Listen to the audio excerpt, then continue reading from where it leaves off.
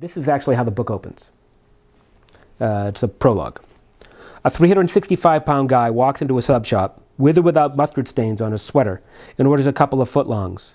Anyone in the place is going to think that they're all for him no matter what he does. That's why, sometimes, I'd just go in and order and let him think what they wanted. But sometimes I'd go with the list. I'd grab a scrap of paper off the floor of my car and scribble on it, or write it out as if it were real, in case the clerk grabbed it to check my grammar or something. Then I'd roll out the driver's side door and roll on inside. Foot-long roast beef with onions and mayo, please. I always got that one. That one was mine.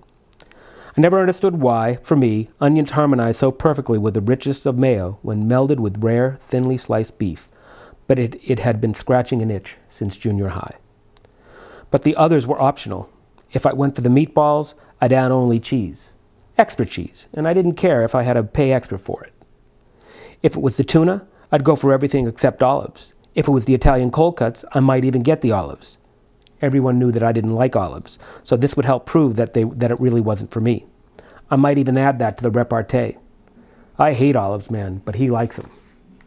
He, of course, didn't exist, but I needed him nevertheless to explain why I was ordering so much food. The key to the repartee was to be offhand. Casual comments, and not too many, so it was conversational without being obvious. If I went on too long, there was always the hazard of being caught in the lie. And also, as long as I screwed it up, sorry.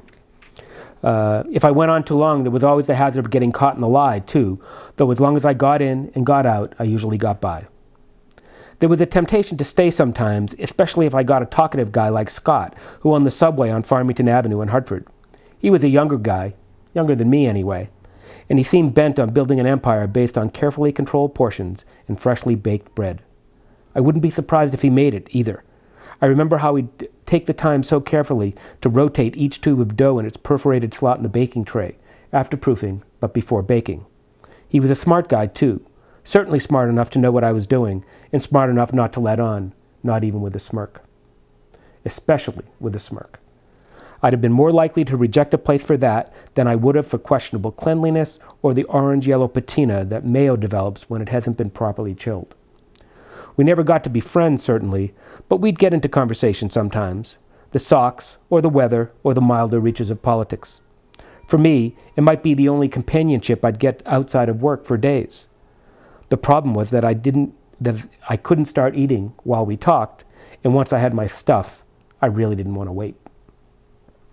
If the roof was going to work, of course, I was compelled to get a bag of chips for every sandwich. Just as I'd vary the condiments, I'd vary the varieties, usually a bag of plain and then some salt and vinegar or Cheetos or whatever. I'd liked most of them, and besides, I never comboed sandwiches and chips the way I married onions and mayo.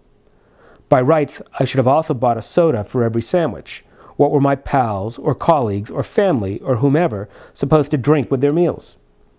But there were limits to my lying. Dropping $10 on a snack was one thing, but the sodas would be another $3, and I didn't want them besides.